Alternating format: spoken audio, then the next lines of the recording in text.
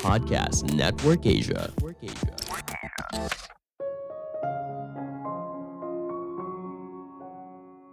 Sesuatu yang dijalani dengan niat baik, maka akan memberikan hasil yang luar biasa. Halo semuanya, nama saya Michael. Selamat datang di podcast saya, Sikutu Buku. Kali ini, saya akan membahas kisah inspiratif dari Sido Muncul, perusahaan jamu modern yang dermawan dalam menyelenggarakan kegiatan sosial. Saya akan membahas bagaimana Irwan Hidayat jatuh bangun dalam memimpin Sido Muncul hingga bisa sebesar sekarang. Sebagai informasi, podcast Sikutu Buku sekarang bergabung dengan Podcast Network Asia dan Podmetrics loh. Sebelum kita mulai, buat kalian yang mau support podcast ini agar terus berkarya, caranya gampang banget. Kalian cukup klik follow. Dukungan kalian membantu banget supaya kita bisa rutin posting dan bersama-sama belajar di podcast ini. Orang pintar minum tolak angin. Familiar dengan tagline tersebut? Itu adalah tagline dari iklan komersial tolak angin yang berhasil menarik perhatian masyarakat Indonesia. Kisah Sido Muncul dimulai pada tahun 1935 di Yogyakarta. Saat itu, nenek Irawan yang bernama Rahmat Sulistyo memiliki keahlian untuk meracik tanaman herbal menjadi jamu dan rempah-rempah. Lalu, pada tahun 1941, Rahmat berhasil menciptakan ramuan jamu 7 angin yang merupakan cikal bakal dari tolak angin. Ketika terjadi perang pada tahun 1949, mereka sekeluarga lalu mengungsi ke Semarang. Barulah pada tahun 1951, keluarga mereka mendirikan pabrik jamu sederhana. Perusahaan itu lalu diberi nama Sido Muncul yang berarti impian yang terwujud. Merek jamu 7 angin juga diubah menjadi tolak angin. Ada fakta yang menarik di balik logo Sido Muncul. Mungkin kamu penasaran, kenapa ada sosok wanita dan anak kecil di logo Sido Muncul? Ternyata wanita dan anak kecil itu adalah gambar Rahmat dan cucu kesayangannya yaitu Irwan. Awalnya, Rahmat ingin memasang fotonya dengan sang suami. Setelah dicoba, ternyata kurang pas. Lalu, dirinya mencoba foto dengan Irwan kecil. Hasilnya ternyata bagus. Itulah yang menjadi cikal bakal logo Sido Muncul hingga sekarang. Sebagai gambaran, Irwan memiliki hubungan yang sangat dekat dengan neneknya. Saat kecil, Irwan sering sakit sehingga diangkat anak oleh neneknya. Oleh karena itu, ketika neneknya pindah ke Semarang, dia juga ikut karena merupakan satu-satunya cucu yang tinggal bersama neneknya.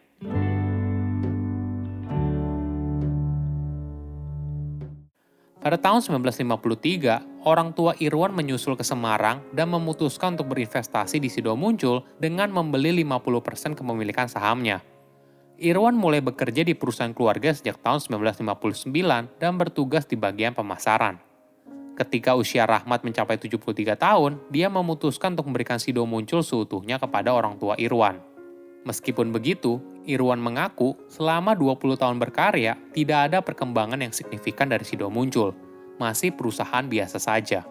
Irwan bercerita, waktu pertama kali membantu bisnis keluarga, dia tidak punya pilihan.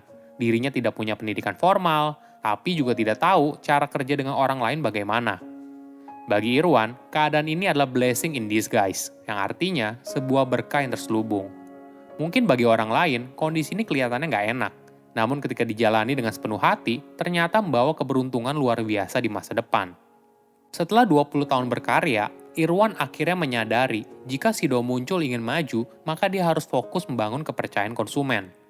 Tantangan Irwan saat itu, bagaimana mengubah persepsi jamu dari kesan kuno dan bercita rasa pahit sehingga mau dikonsumsi oleh generasi muda. Dia mencoba berbagai macam strategi untuk meyakinkan konsumen kalau Sido Muncul merupakan produk yang baik. Perkembangan produk herbal yang pesat pada tahun 1990-an membuat Sido Muncul terpacu untuk menjadi perusahaan jamu berstandar farmasi. Hal ini berarti produk Sido Muncul harus bisa dijelaskan dari segi keamanan produk, khasiatnya, dan sebagainya. Irwan pun membeli sebuah mesin untuk berfungsi sebagai alat uji klinis. Walaupun tidak begitu paham fungsinya, dia tetap membeli. Irwan yakin produk jamu harus bisa dibuktikan secara ilmiah. Hingga akhirnya, masyarakat pun tahu kalau produk jamu yang dijual oleh Sido Muncul bukanlah produk jamu tradisional, namun produk jamu modern yang sudah teruji keamanan dan khasiatnya.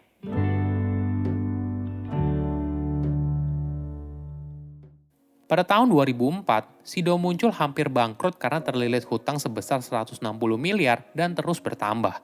Kondisi ini membuat Irwan harus memutar otak. Maklum saja, kas di perusahaan hanya tersisa 10 miliar rupiah.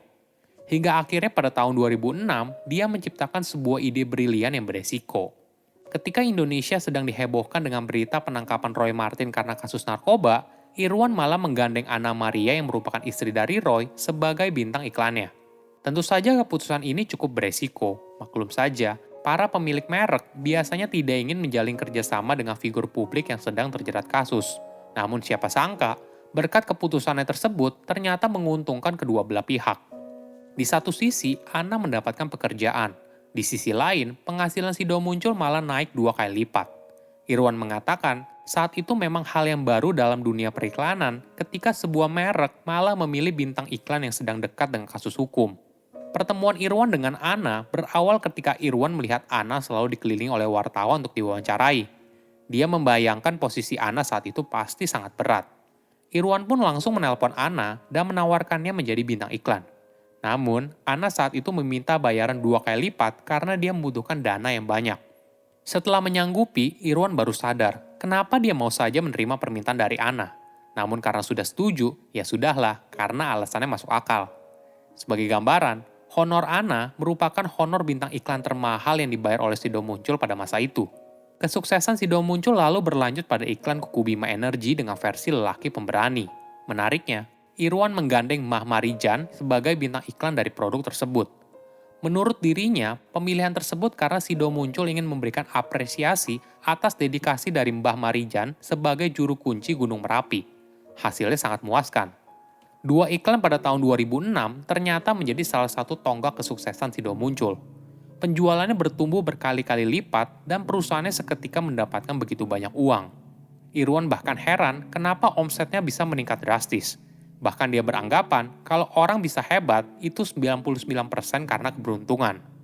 Di sisi lain, kejadian ini mulai menyadarkan Irwan.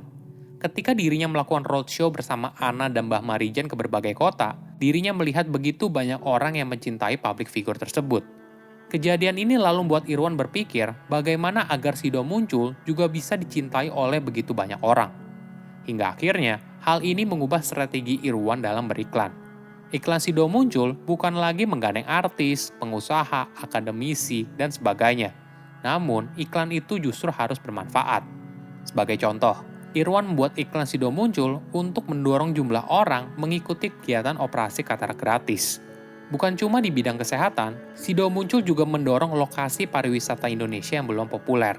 Sebagai gambaran, pada tahun 2010, Irwan memulai kampanye iklan pariwisata yang digabungkan dengan produk Sido Muncul dari Irian atau sisi timur Indonesia.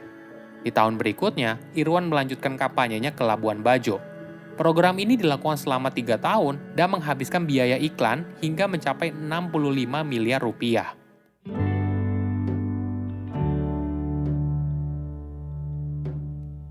Dalam menjalankan bisnis, Irwan mengaku tidak terlalu fokus pada logika bisnis berbasis hitung-hitungan untung rugi, melainkan lebih pada bagaimana bisa memberikan manfaat yang besar. Inilah yang membuat sebagian orang berpandangan kalau Sido Muncul itu tidak seperti perusahaan, tapi dijalankan mirip seperti lembaga sosial. Sebagai gambaran, Sido Muncul kerap kali menyediakan berbagai program sosial, mulai dari operasi katarak gratis, rumah singgah untuk kanker, operasi bibir sumbing, hingga penyediaan mudik gratis. Untuk mudik gratis, kegiatan sosial ini telah rutin dilakukan sejak tahun 1991 dan telah membantu lebih dari 350.000 pemudik untuk pulang ke kampung halamannya. Ada sebuah petuah bijak dari Bunda Teresa yang berbekas di benak Irwan hingga sekarang. Seseorang harus membawa manfaat bagi orang lain di sekitarnya. Jika tidak, hidupnya akan sia-sia belaka. Inilah yang menjadi salah satu pedoman Irwan dalam menjalankan bisnis. Mukjizat dalam hidup kadang hadir di waktu yang tidak terduga. Niat yang baik akan memberikan hasil yang luar biasa. Saya undur diri, jangan lupa follow podcast Sikutu Buku. Bye-bye. Pandangan dan opini yang disampaikan oleh kreator podcast, host, dan tamu tidak mencerminkan kebijakan resmi dan bagian dari Podcast Network Asia. Setiap konten yang disampaikan mereka di dalam podcast adalah opini mereka sendiri dan tidak bermaksud untuk merugikan agama, grup etnik, perkumpulan, organisasi, perusahaan, perorangan, atau siapapun dan apapun.